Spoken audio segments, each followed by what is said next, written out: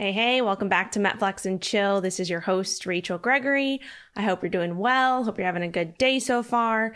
I am very excited to record this episode because it's on a topic that I have personally struggled with a lot in my past throughout my fitness and nutrition journey. I have many clients who struggle with this, and I know that if you are listening to this and you've ever tried to, lose weight or gain weight or whatever it may be, change your body composition, you have probably struggled with the number on the scale and the fluctuations that occur on a daily basis with the scale. So in this episode, I'm going to actually break down 7 reasons why the scale is actually lying to you about the progress that you're making.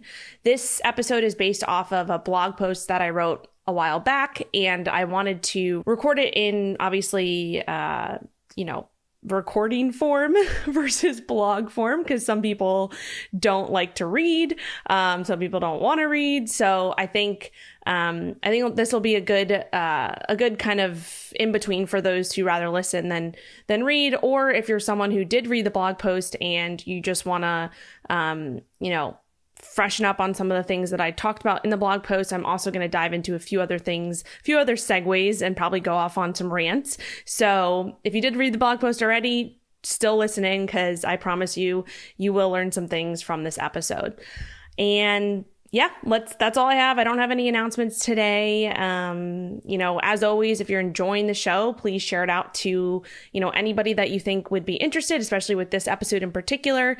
If you enjoyed the content within this episode, you can always share it on social media and tag me. That really helps to spread the word about the show, get more people interested, help more people, all that jazz. So without further ado, let's jump into today's episode.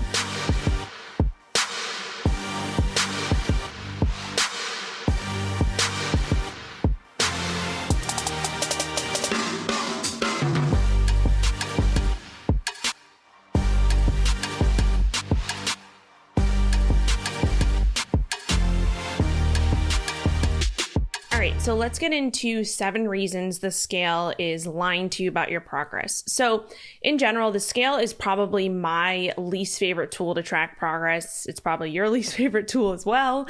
But I do think it has its place when it's used appropriately, when it's used strategically, when you use it in a way that actually reflects what it's showing versus what you think it's showing, I guess you could say. So what do I mean by appropriately or strategically? So first of all, if you're only using the scale to track your progress and dictate the changes you make, you're doing yourself a huge disservice.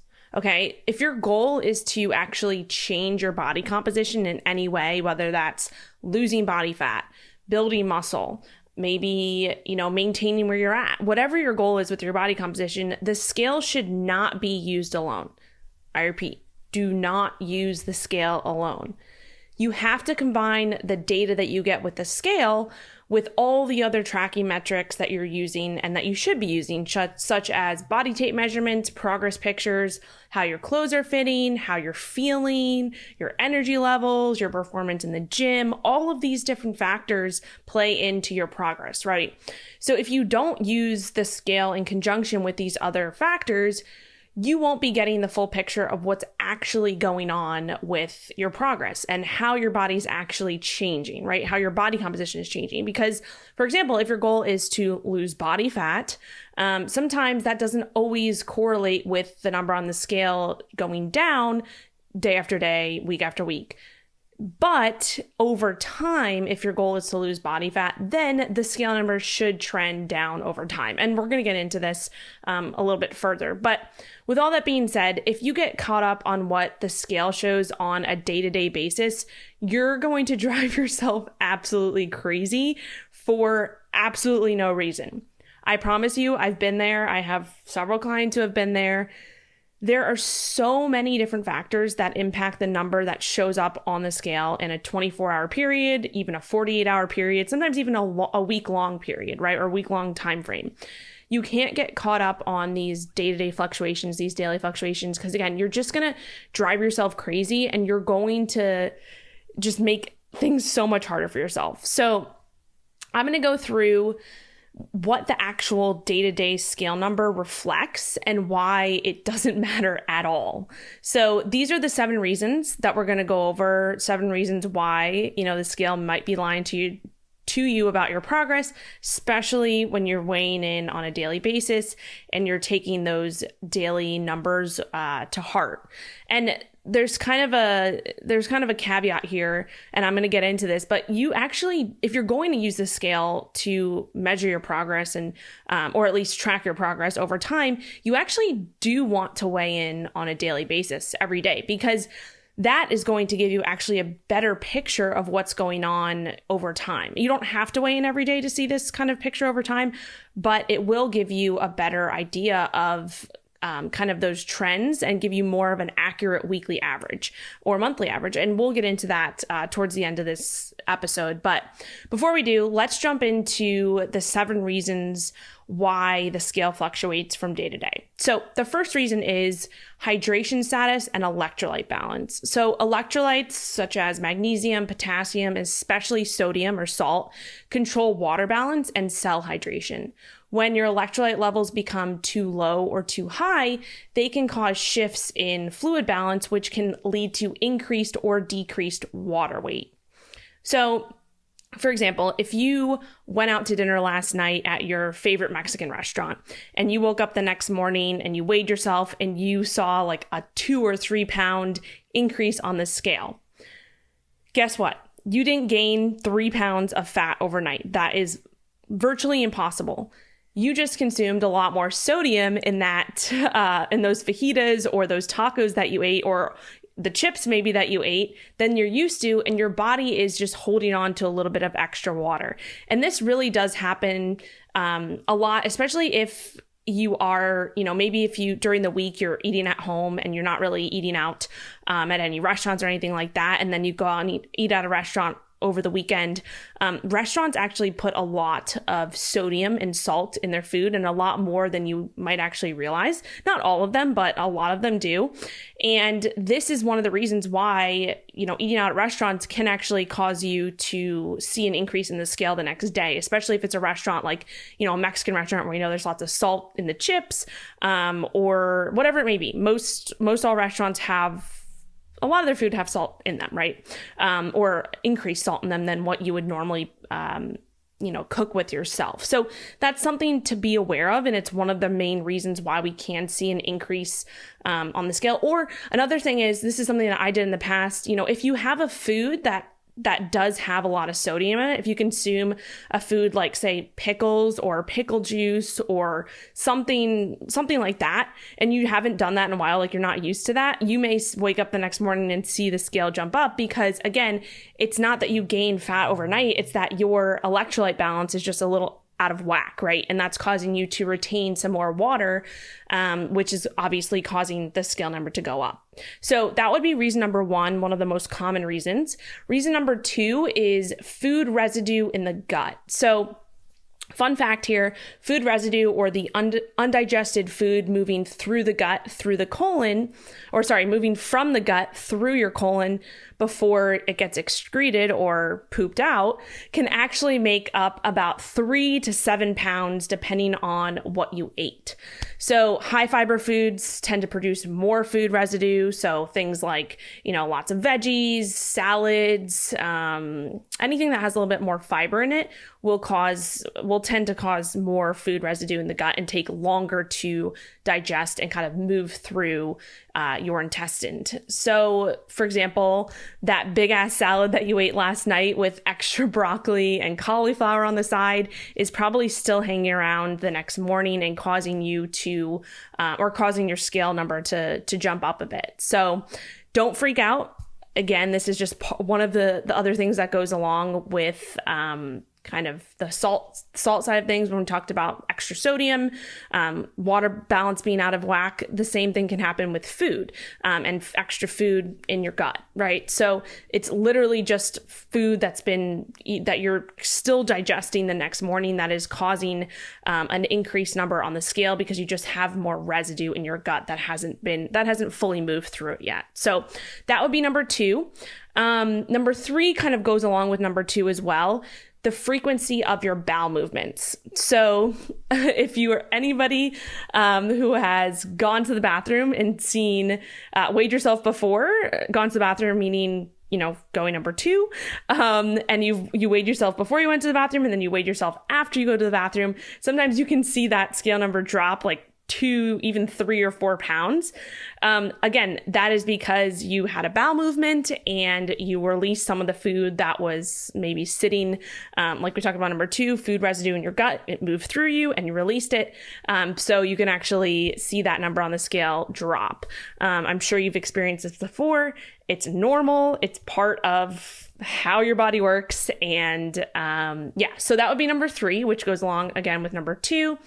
Number 4 is carbohydrate intake, and this is reflected in glycogen storage. So glycogen is the storage form of glucose, aka what carbs get converted to in your body. So glucose is just another name for sugar.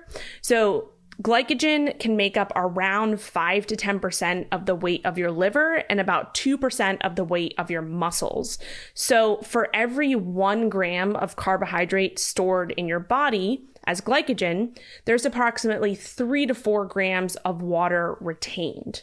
Okay, so for every 1 gram of carbohydrate, there's approximately 3 to 4 grams of water that go along with that carbohydrate and are retained in your body as you are consuming, like as you digest that carb, right? So if you're eating, for example, lower carb during the work week, right?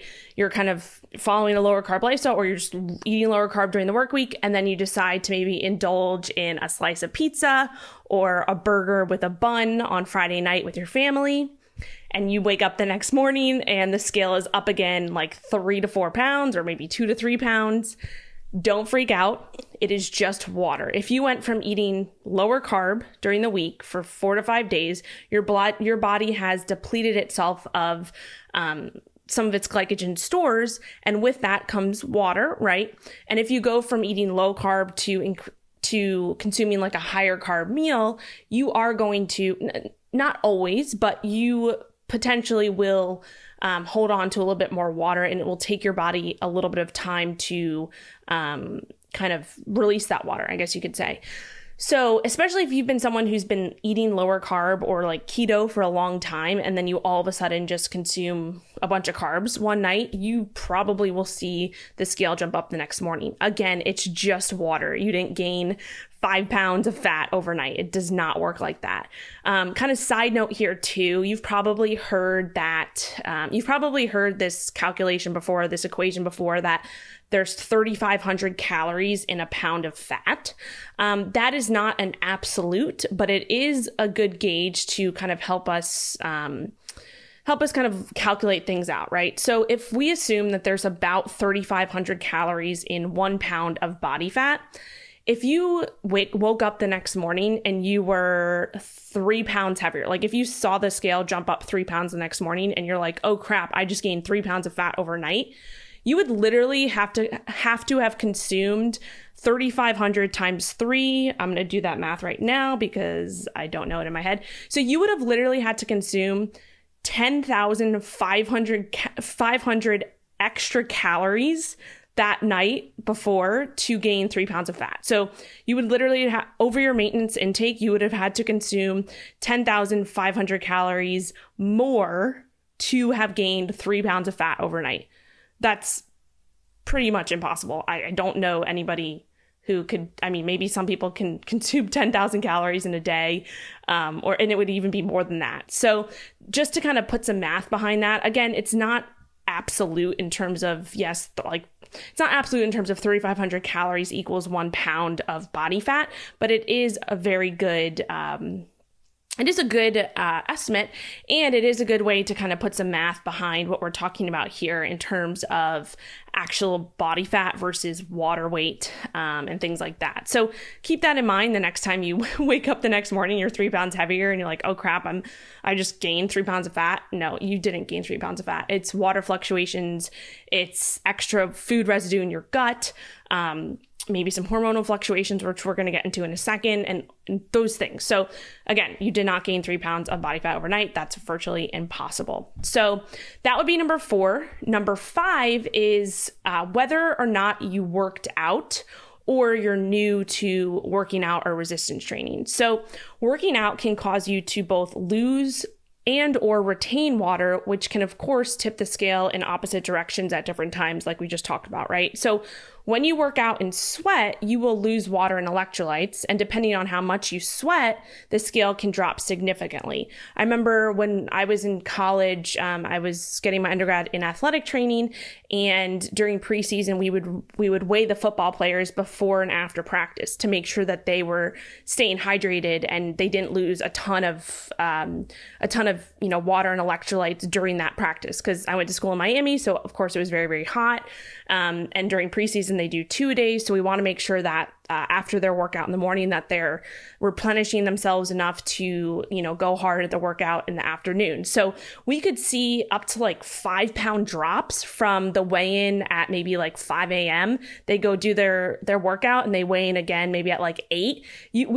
We sometimes saw like 4 to 6 pounds of water weight drop just because they sweat so much. They were exerting themselves. They're in the heat. Obviously they are replenishing their water and electrolytes throughout the workout, but sometimes if they're not doing that enough, they can lose a ton of water, a ton of electrolytes, and you want to make sure that you're obviously replenishing those. So that's just one example, like going from a 3-hour time frame, you can lose like 4 to 5 pounds of water. So just with that being said, if you do work out and if you do sweat a lot during your workouts, that can obviously cause the scale to drop significantly. And then kind of in the opposite direction, which is a little bit more common for more of the clients that I work with, especially if we're talking about resistance training and things like that. When you resistance train, you are putting stress on your muscle fibers, which cause small micro tears and inflammation. This is how your muscles grow, right? You break them down and build them up. And your body can actually retain fluid to try and heal those micro tears. So personally for me, I typically always see a slight jump in the scale the day after I train my legs or my lower body, or I do like a hard, intense leg day, because my legs tend to be more inflamed and are holding on to a bit more water. This is a sign that, I actually pushed myself in my workout, not that I gained 2 pounds of fat overnight. So again, like if I train legs, which I do usually twice a week, sometimes 3 times a week. Right now it's twice a week. Usually the next morning I wake up and I will see a bump in the scale. And sometimes if I don't see a bump in the scale, I'm like, oh man, I didn't train hard enough. It doesn't always happen, but it's very typical, especially for me. And it's something that I've realized over time just by tracking my data. So also, if your muscles, we know that your muscles store glycogen, like we just talked about before. Your muscles store glycogen to break down for energy during your workout, right? If you're new to resistance training or you haven't trained consistently for a while, you may have an increased amount of carbohydrate and water being stored in your muscles, which can lead to a jump in the scale number for a little while until your muscles actually become accustomed to the exercise you're doing and they become more efficient. Once they become more efficient, they'll need less glycogen to actually maintain the same level of energy output. And therefore, you will start to lose the initial water retention that you may have had when you first started, right? Usually this takes, if you're completely new to resistance training, or maybe you just took a long time off, it might take a few weeks to even normalize. So you might see that, you might see a jump in the scale if you just go in, during your first and second week of, starting a new program or just getting really consistent with your training. You may see the scale go up a little bit. It's not because, you're gaining body fat, unless you are eating obviously in a surplus or a huge surplus. Maybe you would gain a little bit of body fat there. But if you're, eating at maintenance, or even if you're eating in a deficit and you start resistance training for the first time in a while, you may see the scale go up because, again, your body it's a new stimulus for your body, and it's trying to get used to that stimulus, right? So the inflammation that's occurring, the micro tears that are occurring in your muscles, it takes your body time to adapt to that. And within that time, it can cause some extra water to be retained, which again can cause the scale number to go up a little bit. So main takeaway here, if you just started lifting weights for the first time in a while, you may see the scale number increase for a week or two. don't freak out. Just continue to kind of track those trends over time, continue to see what's happening, and things will begin to normalize. Number 6. So this is a big one for all my ladies out there listening. So your menstrual cycle can absolutely affect what the scale does on like throughout different times of the month, right? So there are 2 main hormones involved in your cycle, progesterone and estrogen. These naturally rise and fall throughout the month of your cycle. This is what naturally happens. So during the luteal phase, which is the time between ovulation and before the start of your period or before menstruation, progesterone levels rise during that time. And progesterone can actually cause you to be less likely to retain water during the luteal phase because it blocks the binding of aldosterone to its receptor. What the heck is aldosterone? Aldosterone is just a hormone that plays a large role in water retention in the body. So during the luteal phase, as progesterone levels start to rise, that can cause a block of aldosterone to its receptor, which can actually cause you to not retain water. But then as progesterone starts to drop during the late luteal phase, which is referred to as PMS week or the week leading up to your period, there's actually a rebound effect that occurs, which can then cause you to actually retain water. So if you have ever noticed like extra bloating or just the scale going up, I mean, bloating can be from different things related to your cycle, but specifically, water retention during the time leading up to your period during that PMS week, this is actually one of the main reasons it occurs because progesterone levels are dropping, which is causing that rebound effect and causing you to actually retain more water, right? This is normal. It's part of being a cycling woman, right? And then additionally, the surge in estrogen during the follicular phase, which is the time between the first day of your period or the first day of menstruation and ovulation, during the follicular phase, it can cause you to actually retain more sodium and ultimately cause more water retention as well because of that. So just kind of think about it. We can break it down into the different phases, but during the late follicular phase around, say, days 10 to 14, and then the late luteal phase around days 26 to 28, you're more likely to actually retain water and see the number on the scale rise. And, this doesn't necessarily happen to everyone. And some people may notice, water retention at other times during their cycle due to individual variances. But it is something to think about if you do notice that you see the scale jump up at these particular times. It could absolutely be due to these factors that are occurring throughout your cycle. So yes, your menstrual cycle can absolutely affect the number on the scale and how that, how water retention affects that. And then also sodium retention, which in turn affects water retention. So just something to think about. And then additionally, if you are postmenopausal, hormones will still fluctuate at different times and can actually cause water retention to the same degree, but at varying times. And it's a little bit harder to kind of predict those just because hormone fluctuations are variable or much, I guess, more variable and more individual during that time.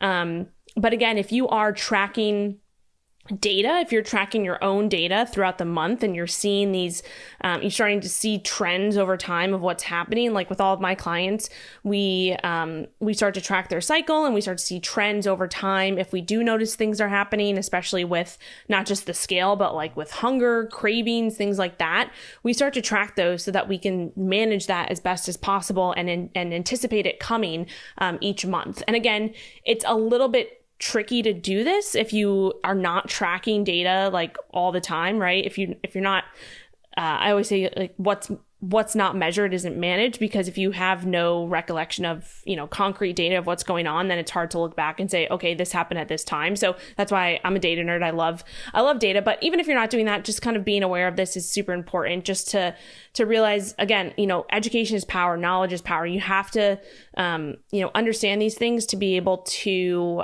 get a little bit more freedom in terms of, especially when it comes to the scale, right? If you understand what's happening, if you understand why these fluctuations are occurring, then you'll be much more likely to just have freedom from the scale and have freedom from being so caught up on those daily fluctuations, which absolutely don't matter at all. So anyway, that is number 6, how your menstrual cycle affects the number on the scale.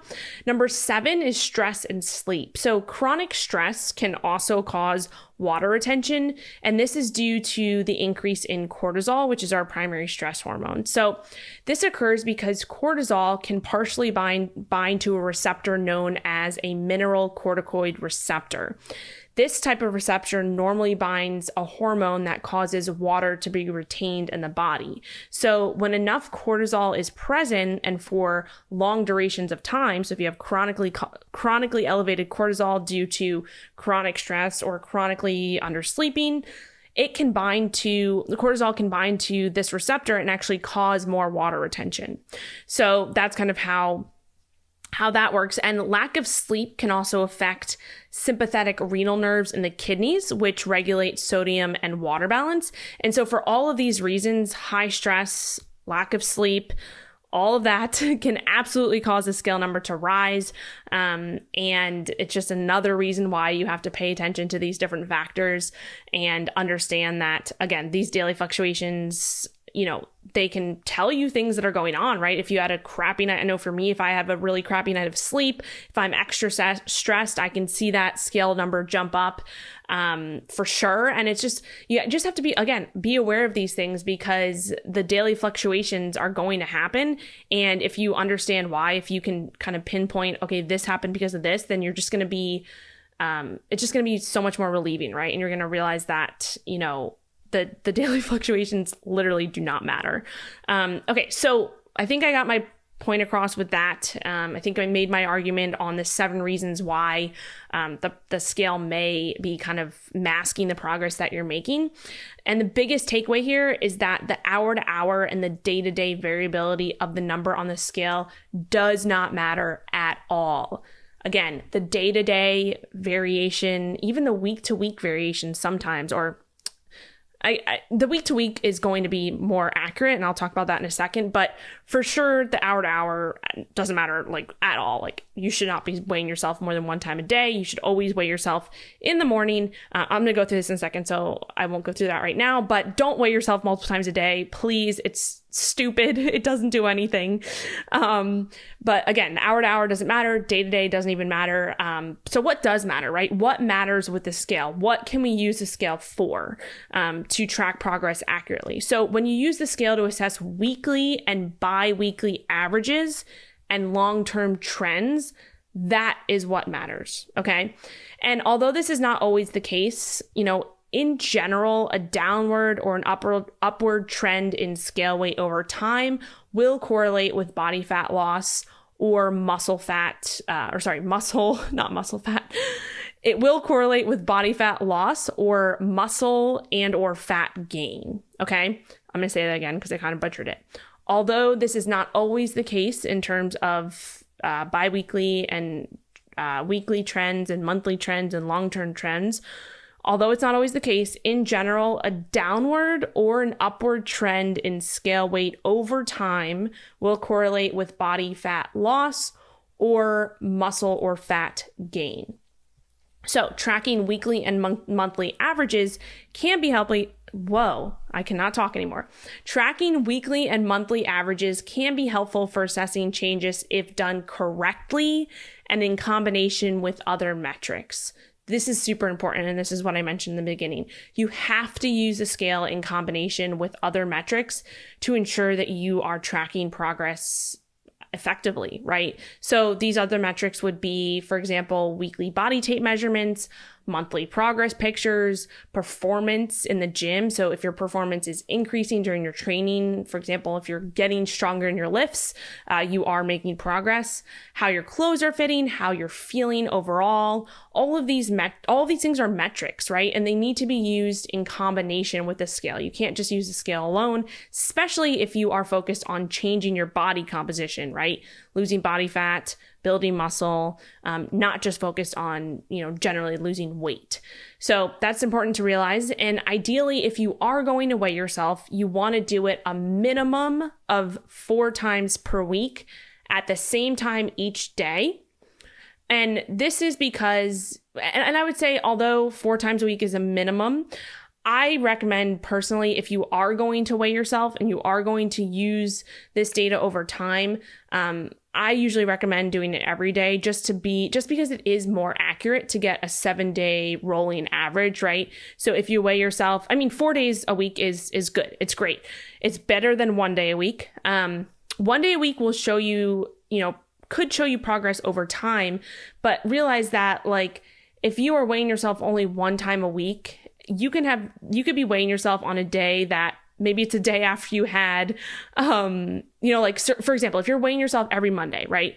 But you went out to eat on Sunday 1 week, and then 1 week you didn't go out to eat. There could be a huge fluctuation there from that one weigh-in. So that's why, weighing yourself at least, I would say minimum three times a week, but I like 4 times a week. And then if you can, 7 times a week so that you are getting that 7-day rolling average, right? So this approach allows you to bypass daily fluctuations while still creating a trend line that's either flat, downward, or upward, representing no change or a true loss or gain over time, right? So the weekly averages is what we're paying attention to with all my clients. We track scale weight at least 4 times a week, and we assess weekly changes, bi-weekly changes, how things are looking over the monthly period. This is what matters, right? So the main takeaway here is that short-term changes in body weight are practically meaningless, while longer-term changes tend to represent more accurate progress. Don't let the day-to-day scale fluctuations get to your head. They do not matter at all. I repeat, the day-to-day fluctuations in the scale do not matter. It is the weekly trends, the bi-weekly trends, the monthly trends, all of that. That's what matters over time, and that's what will truly show you progress over time. Okay, so to wrap this up, I'm just going to give you some practical tips on how to use the scale appropriately, because these are a few mistakes that I see people making that can just mess with your head. So how to use the scale appropriately, 5 tips. The first one is, like I just said, weigh yourself at least 4 times a week, ideally every day, so you can truly get an accurate weekly average. Number 2, weigh yourself first thing in the morning before eating or drinking anything, after using the restroom, and nude. If you're weighing yourself in different types of clothing each week, it will throw off the data because different types of clothing weigh different amounts. So if you want to get truly accurate data consistently, weigh yourself first thing in the morning, before eating or drinking, after using the restroom, nude. Number 3, make sure your scale is on a flat, hard surface, not on a rug or a carpet or anything that is not a flat, hard surface, just because that can mess with the calibration of the scale. Number 4, weigh in using the same scale. Do not alternate between, for example, your home scale and your gym scale. For example, I see some of my clients doing this. They'll weigh in one day at home, or they'll weigh in one day at the gym, and they'll use those different weigh-ins to track trends, to track their scale trends, actually. You don't want to do this because it's going to lead to inconsistent readings. All scales are calibrated slightly differently, and you may notice this yourself. Like, you may weigh yourself at home and then go to the gym and weigh yourself on their scale. You might see even like a 3-pound difference. This is the same like if you're going on vacation and you're going to use like the gym at the hotel and weigh yourself there. I generally recommend not doing that because you're going to throw yourself off. Or if you go to for example, last month I went to my sister's house and I was just curious what her scale reading said. And it was different than mine. Like, I woke up and weighed myself and I think it was like 3 pounds. I don't even know what it was.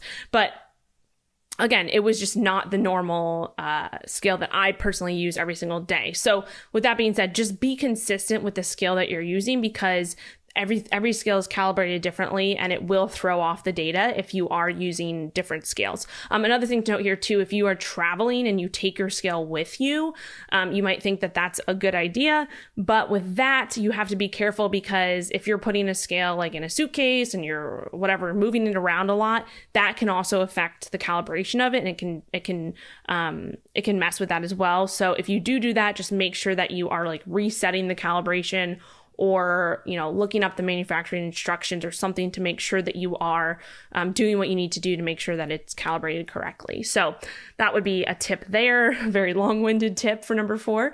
And then lastly, number 5, remind yourself that it doesn't matter at all what you weigh today. This is just data you're using to track trends over time. Again, daily fluctuations do not matter. Lastly, to wrap this up, one of the tricks that I use with some of my clients, if they are struggling with those daily fluctuations and they're, if you are weighing yourself every single day and you're having a hard time, coming to terms with realizing that the daily fluctuations don't matter, but you obviously have to look at that number on the scale every morning to put that data into your tracker or whatever it may be. If you're still struggling with seeing that number every single morning and seeing those fluctuations, the first thing I would say is that, again, you have to just continue to remind yourself that it doesn't matter what that number says. It's just the trends over time that matter, and that's literally just a data point. But beyond that, if you are still struggling, and the scale is becoming something that's, dictating how you go about your day, or in terms of like your mood or emotions or wherever it may be, it's normal for that to happen. It's hard to look at that number every day and not, put some emotions behind it. I get it. So one trick is that you can actually, now with the technology we have these days, is you can get one of those Bluetooth syncing scales. It's one of those ones where it's Bluetooth, so it links to your phone. There's so many different ones out there now. You can just go on Amazon and type in Bluetooth scale or Bluetooth body weight scale. I think the brand I have is Logitech, I believe. I might be butchering that. But anyway, they're between $30 and $40. You don't have to get a $100 scale. They have ones out there that are pretty cheap. But it will come with an app, and what happens is you can, get on the scale each morning, and if you do not want to see that number, but you still want to track the data, you can actually put a piece of tape over the output number that you see. And if you just step on the scale for 5 seconds, it will register to your phone. So you could actually step on the scale for 7 days straight and not even see that number, and then go look at the end of the week and see what your numbers are at the end of the week, right? See what those 7 numbers are and get that weekly average, and then go back. For example, with my clients, if I have some clients doing this and they'll fill their they'll fill out their check-in on Sundays or Mondays, they'll go in and just enter their 7-day scale weights from the previous week just based off of the information in their phone. And they didn't even have to look at the scale once during the week. So it didn't even dictate anything. Again, if you are someone who is struggling with that those daily fluctuations and it does affect your mood or your emotions, the first thing I would say is, of course, try to just realize that it doesn't matter at all. Those daily fluctuations do not matter at all. It's just a data point. But if you're still struggling to get past that, this could be something that helps you in that, right? So you're basically just kind of blocking the day-to-day, blocking that number that you see day to day, and you're just going back after the full week and looking at it after the fact. So that's a cool little trick. It's something that I've found to help with a lot of my clients who do kind of put some emotions behind the scale. I know I have in the past, and it can be something that I've gotten away from that personally, just because I've been doing this for a while. And so I know, just for myself and then working with all my clients, I know that those daily fluctuations don't have any merit. It's the trends over time. But again, if you're struggling with that, the Bluetooth scale can be a great option. One caveat here, though, is most Bluetooth scales also give you other information. They give you body fat percentage and lean muscle mass and things like that. I would personally not really pay attention too much to that because those numbers are coming from what we call bioelectrical impedance, which is a way of measuring body fat, measuring fat mass by sending an electrical signal through your body. That can be very inaccurate unless you are weighing yourself very, very consistently under the same exact conditions every single day, which obviously that's the goal. But for example, if you had, crappy sleep, if you had all of the reasons I just talked about, those can affect what's happening with those body fat percentage numbers that are being spit out, the other numbers that are being spit out. So with all that being said, I would just say that if you're, again, it comes back to the scale weight as well. It comes back to the trends as well. So trends over time, like for example, if you're tracking your body fat percentage, every single day and you're looking at that over time, then I would say that could be, a measure that could be semi-accurate. But if you're looking at daily fluctuations in body fat percentage based off of this scale, the Bluetooth scale, like don't pay attention to that, because that is also due to hydration status, sodium levels, all that jazz. The same like we talked about with this scale number. So with all that being said, if you do decide to use the Bluetooth scale, just take those other numbers or take all the numbers with a grain of salt until you have like long-term trends. Look at the long-term trends. That's what matters most. But anyway, hopefully that helps a little bit in terms of giving you some information on why the scale fluctuates day to day. Hopefully it eases your mind a little bit. And the biggest thing here is just to realize that you're so much more, like there's so much more that matters than what the number on the scale says. And that's what you need to be paying attention to. You need to be paying attention to other progress metrics, all of those other things. You need to use the scale strategically and appropriately and not let it dictate what you are doing on a day-to-day basis, because it shouldn't, and it will only delay the progress that you have if you're letting that affect you both emotionally and, letting it affect your mood day to day. So anyway, hopefully that made sense. If you have any questions or any further insights into this particular topic, always feel free to reach out. You can reach out to me on social media. My handle's at rachelgregory.cns on Instagram. You can always email me, rachel@metflexlife.com, or visit my website, metflexlife.com, to learn more about these topics. I have lots more blog posts, lots more podcasts, tons of stuff on the website. And yeah, that's all I got for you today. And I will chat with you next time.